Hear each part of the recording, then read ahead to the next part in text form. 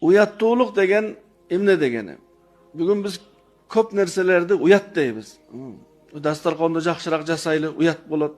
Malançany toyga çakıralı, uyat bolat. Malança orup kalıptır, barıp geleli, barbasak uyat bolat. Biz köp bir nerselerde uyat bolat dep tizmet üzüp alganbız. Bирок al uyat emes. Uyat degeni ne degeni? An la yaraka maulaka haythu nahaka. Allah sizdi günah kılıp jatkanыңызды körbösün. Oşol sezimnin atı uyat.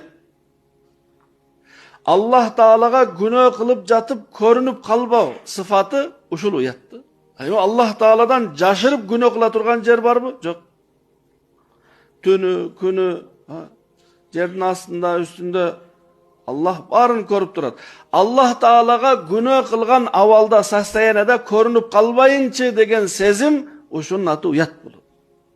Uşuga uşul sıfat, uşul sezim kimnin jürögünde bar bolsa imandın bir butağı toluk genal kişiniki. İmandın 70'ten aşuğun butağı var. Oşonu menen, misal bir darak, oşonça butak menen toluk bir darak dep atala turgan bolsa, iman da özünün butakları menen, mömözemişleri menen toluk bolup atala.